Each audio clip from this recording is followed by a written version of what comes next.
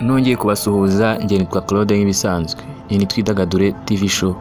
Niba ugeze hano bwa mbere nguhaye ikaze. Ibuka gukora subscribe, like, share na comment kugira tujye tubana mu biganiro bigiye bitandukanye. Kuri uyu munsi nkuzaniye amateka y'abakinnyi bakinnye muri filime yabiciye bigacika yitwa Squid Game. Squid Game ni imwe muri filime za series zakunzwe cyane ku isi hose nyuma yo kujya kuri Netflix mu mwaka wa 2021. Mwibutse ko iyi filime yanditswe na Hwang Dong-hyuk ndetse abari bunayiyobora, ikaba igaragaza abantu bugarijwe n'ubukene bemera kwinjira mu mukino w'amaraso w'agahinda ndetse uteye ubwoba, kuko baba bafite icyizere cy'uko rero bashobora gutsindira amafaranga menshi cyane bakikura muri ubwo bukene n'ubushomeri. Dore abakinnyi rero b'ingenzi n'amateka yabo ngiye kukubwiraho ni abangaba bakurikira. Ntabwo turavuga kuri bose, ndavuga ku bakinnyi b'ingenzi cyangwa se ba main character nk'uko mu ndimi z'amahanga babivuga. Ku mwanya wa mbere turasanga witwa Lee Jung-jae cyangwa se Ji-hoon. Yakinaga yambaye nomero 456. Uyu mugabo yavutse rero mu tariki 15 Ukuboza mu mwaka wa 1972. Akaba yaravukiye muri Korea y'Epfo mu mujyi wa Seoul, dore ko Seoul ari umujyi mukuru wa Korea y'Epfo. Uyu mugabo rero yatangiye ari umunyamideli mbere yo kwinjira muri sinema mu mwaka wa 1993. Iyi ni filime yagaragayemo rero niko kumutoranya nk'umunyamideli wari ukomeye mu gihugu cy'iwabo. Yakinnye rero ari nomero 456, cyangwa se iri zina yakuye muri iyi filime ryamuhesheje ibihembo bigiye bitandukanye. Kubera iyi Squid Game yegukanye igihembo cyitwa Emmy Award. Emmy Award ni igihembo yahawe rero kubera uko yatinze muri iyi filime nk'umukinnyi mwiza. Ubu rero kuri uyu munsi yashinze sosiyete yitwa The Artist Company ifasha abakinnyi n'abahanzi. Ku mwanya wa kabiri turasanga witwa Park Hae-soo. Park Hae-soo akaba yarakinnye yitwa Sang-woo, akaba yarakinnye yambaye nomero 218. Uyu yavutse rero Ugushyingo tariki 21 1981. Yamamaye imbere rero muri Netflix series yitwa Just Playbook. Uyu mugabo urumva ko yakinaga filime n'ubundi yarasanzwe ari umu acteur cyangwa se ari umukinnyi wa filime. Sang-woo ni umunyeshuri wari warize cyane ariko waje kugwa mu bihombo bikabije bituma akena. Mwibutse ko ari wa wundi wasize nyina acuruza cyangwa se acuruza mu isoko ibintu bigiye bitandukanye.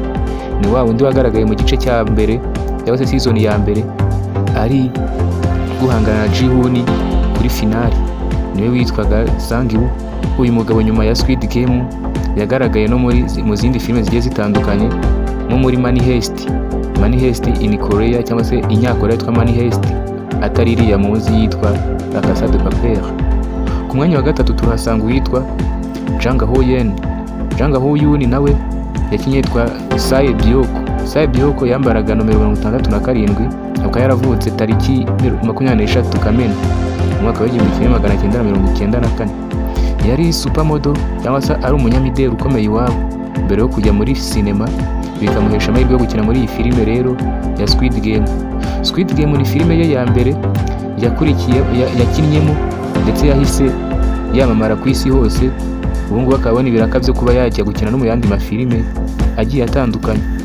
Yahise aba rero ambasaderi wa Louis Vuitton ndetse anatangiye gukina n'izindi filime nka Disclaimer ndetse kuri Apple TV Plus. Akaba ari umuntu ukomeye. Ku mwanya wa kane turahasanga undi witwa Oh Yang-soo. Yakinnye yitwa Ilnam nkaba mwibutsa ko yakinnye nawe yambaye nomero 1. Uyu yavutse mu Kwakira tariki 19 mwaka wa 1944. Yakinnye rero mu mikino ya gakondo irenga 200. Urumva ko uriya musaza ari icyamamare cyane. Yabaye wa mbere rero kubera Squid Game rero naho yabonye iki gihembo cya Emmy Award, bituma rero akomeza guca agahigo. Abantu benshi batangajwe n'uruhare rwe nk'umunyantege nke cyangwa se nk'umukambwe ufite imbaraga nkeya ariko akagaragaza imbaraga nyinshi muri iriya filime. Ubwo yahishaga amabanga cyane, yahisha amabanga bituma iriya filime irangira nta n'umuntu n'umwe uramumenya, nyamara ariwe wari wihishe inyuma ya iriya mikino. Kanda subscribe, like, share na comment iyo tubana mu biganiro bigiye bitandukanye. Ku mwanya wa gatanu Heo Sang-tae yakinnye yambaye nomero 101. uyu mugabo akaba yaravutse tariki 20 Ukwakira mu mwaka w'1977. Yamamaye cyane mu gukina abantu batinya cyane. Yinjiye rero muri sinema afite imyaka 35 nyuma yo gukora ubucuruzi butandukanye. Yakoze muri business yo gucuruza imodoka. Urumva ko uyu mugabo ari icyamamare cyane. Ku mwanya wa 6 turahasanga witwa Kim Joo Ryang. Kim Joo Ryang yakinnye yitwa Han Min Yo. Yakinnye rero yambaye nomero 212. Yamamaye kubera imyitwarire idasanzwe muri Squid Game. Yahise aba rero icyamamare kuva uwo munsi, kuva yagaragara muri iyi filime. Yaramaze imyaka myinshi mu mikino ya sinema y'Ubuyapani n'ubuyobozi bw'amafilime zigiye zitandukanye. Ariko urumva akigera muri iyi filime yamuhinduriye ubuzima ndetse yabaye icyamamare kugeza na n'ubu ngubu. Ku mwanya wa 7 turahasanga uwitwa Wi Han Ju yakinnye yitwa Jin Ho, umupolisi w'amacenga menshi n'imikino. Mwibutsa ko ari wanda yakinnye ari umupolisi waje gushaka mukuru wiwe wari warabuze, niwe witwaga Jin Ho. Mwibutse ko mu gice cya mbere kirangira cyangwa se season ya mbere irangira arashwe na mukuru waguye mu manga. Uyu mugabo rero nawe yamamaye muri filime nka Midnight. Urumva ko yari icyamamare na mbere, ariko Squid Game yo yatumye amenyekana ku isi hose, aba icyamamare. Yakomeje kugaragaza ko ari umupolisi w'intwari, akomeza guhiga umukuru we. Impinduka rero Squid Game yazanye mu buzima bwabo, iyi seri yatumye abakinnyi bose bamenyekana ku rwego mpuzamahanga. Abenshi muri bo bagaragara mu ndangururamajwi z'ibigo bikomeye by'ibinyamideli, za filime ndetse n'izindi mpano nyinshi zigiye zitandukanye. Filime nshyashya za Hollywood ndetse no mu marushanwa akomeye y'ibihembo ababigaragayemo.